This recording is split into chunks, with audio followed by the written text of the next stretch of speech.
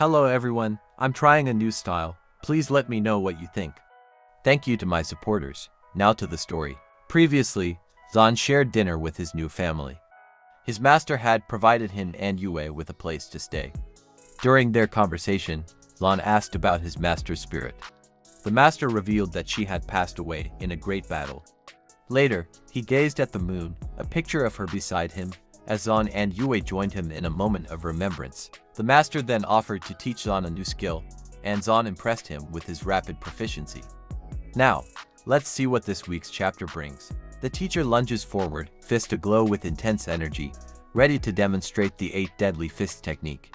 His determined expression shows he's about to impart crucial lessons in this formidable fighting style. He stands there, helpless, knowing he's no match for his teacher's overwhelming power and skill. The teacher's strike lands with force, sending him flying backward. Xia Yue watches anxiously, hoping he's okay. The teacher grins with satisfaction, thinking he's about to make Zan realize that being overly confident in his genius isn't always beneficial. He believes Zan needs to learn to be a bit more reserved. He lies on the ground, stunned from the attack, unable to move as he trembles. She can only watch, knowing she can't interfere. With his eyes closed and a tear of satisfaction in his eye, the teacher reflects on the deep joy of imparting a crucial lesson to a gifted disciple. The training continues, with Zan gradually picking up more about the skill and making steady progress. He calls out to his teacher, asking him to be a bit more gentle, his face reflecting the impact of the teacher's lessons. The scene shifts to the following day at Ivy Academy, where students are going about their daily routines. They walk down the hall together, and she asks if his face still hurts. He replies that it doesn't hurt as much anymore and that the teacher was just messing around with him, all while he tries to cover his bruises. As they walk down the hall, a group of people takes notice of them. Wang and his friends smile arrogantly as they spot them. Wang's eyes narrow in recognition as he identifies Zan, the SSS rank spirit master who had made a big impression on test day. His friend laughs mockingly at Zan, clearly showing that he thinks Zan will end up discarded like trash. Wang smiles with a hint of something more behind his expression, suggesting he has a plan in mind, as they both walk past Zan. She looks worried about Wang's comment, while Zan dismisses it, showing that he considers Wang and his friends to be unimportant. As they both enter the room, she calls out to the headmaster with a respectful tone, acknowledging his presence. He welcomes them, inviting them to come in, and informs them that he has been expecting their arrival. He puts his hands together and, with a serious expression, delivers the bad news. Starting today, Zan will be assigned to the Deep Blue City Guardians, starting from the bottom and handling frontline duties. He hands Zan a piece of paper, indicating that it contains important information. Zan examines the notice, contemplating what the frontline duties will entail. The headmaster looks displeased as he explains that he understands the decision is a stretch for Zhan's talents. However, it's a directive from above, and despite his attempts to argue against it, he was overruled. He reads the information as she looks over his shoulder. After studying it more closely, he comments that he will accept the decision. He reflects on his master's words, understanding that this situation could be a part of what was meant by forging his own path and finding his way. Wang watches the discussion with a smug look, clearly believing he is superior to Han Zan. With a smirk, he adds that it won't matter, since Zan has already upset the officials and is done for. They all laugh at Zan and her, making fun of their situation and enjoying their discomfort. Zan observes their mocking expressions and makes a strong effort to hold back his anger, trying to stay composed despite their taunts. But even he has his limits. His face reveals his frustration and anger, signaling that he is no longer willing to tolerate their taunts. Wang notices Zhan's expression and smiles, taunting him with the comment that he spent all night having sex with the MEI, and his strength has doubled. He insists that Zhan can't just walk all over him. Zhan, filled with anger, is ready to make Wang pay for the past humiliation. As they prepare to fight, the tension between them is at its peak. Their fists clash, producing a bright flash of light. Only the strongest will prevail over their opponent. The outcome is clear as Wang's bones shatter in his arms, unable to withstand the force of being overpowered. He screams in pain, crying like a baby as he clutches his now shattered arm. It's about time. This bastard has been an eyesore from the start. Anyway, back to the story.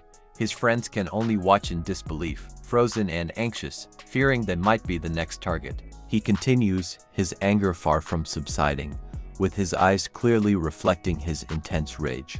Wang can only stare in shock, caught off guard by another attack because he was too focused on his shattered arm. Zan lands a solid blow directly to Wang's face, making him scream out in pain from the powerful impact. He crashed to the ground, knocked out from the hit, and a missing tooth is evident among the signs of his defeat. Zan grabs her hand and starts walking away, saying they're leaving. When she asks where they're going, he tells her they need to report for duty. Wang's friend rubs his head, clearly stressed and overwhelmed by the events that just occurred. The headmaster, having witnessed the entire scene, covers for Zan by stating that Wang Luma has fainted due to a kidney issue.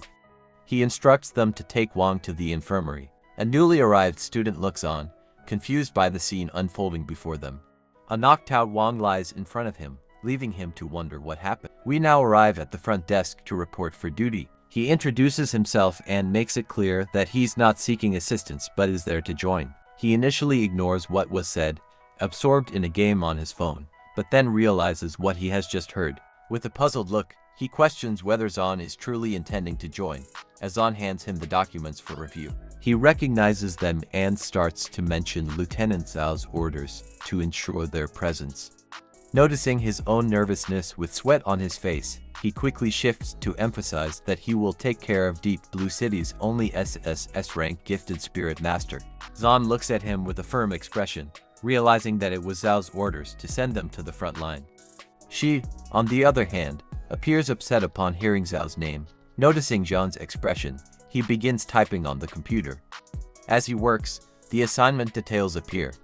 Zhan is assigned to the 05-7 squad, with Han Zhan appointed as the captain. He continues, explaining that within the Guardians organization, each city has a first team responsible for overseeing the other Guardians. The remaining Guardians are assigned numbers based on their districts and are part of various teams. He then explains that the 05-7 office is to the left of the entrance and instructs them to go inside. Zhan thanks the person at the desk for their assistance and makes his way to the designated location, while Xia Yue follows closely behind. They both arrive at the location, feeling confused as they take in their surroundings. The room is a mess, filled with scattered trash and empty alcohol bottles, creating a cluttered and untidy space. Zhan asks if this is the office of Team 05-7, while Xia Yue comments on the unpleasant smell and the state of the mess. A lady with red hair looks at them with a displeased expression and demands to know who they are and what they are doing there. Zhan explains that he is the new captain of Team 05-7, introducing himself. She looks confused, clearly struggling to understand how he could be the new captain given the state of the office and the situation. A person lying on the bed glances over at Zhan, assessing his appearance and demeanor. Despite the scrutiny, he remains clearly unimpressed. As they both look at him, he turns over and dismisses Zhan with a contemptuous glance, clearly implying that Zhan is too young and inexperienced to be their captain. He tells them to get lost. Xia Yue, having seen enough, screams in frustration, questioning how he can act that way. In her mind, she thinks about how pathetic he is and wonders how someone like him deserves to be a member of the Guardians. He suddenly rises from the bed and approaches her with a purposeful stride, closing the distance quickly. He smiles, attempting to flirt with her. He comments on how her voice is soft and how she looks quite pretty when she's angry. He then asks if she might be interested in joining him as his spirit, promising to take care of her with a suggestive grin. She looks at him, feeling increasingly uneasy with his close proximity and inappropriate advances. Sensing Xia Yue's fear, Zhan immediately steps in to protect her. With a surge of anger, he strikes back swiftly, landing a hit so fast that the man has no time to react and a dust cloud forms around him from his swift movement. The force of the attack is so intense that blood spills from his face. He grits his teeth in pain, knowing he's in the wrong, and hopes there won't be a follow-up attack, as he can't handle much more. Thanks for watching. If you enjoyed it, please subscribe and like. It really helps me out.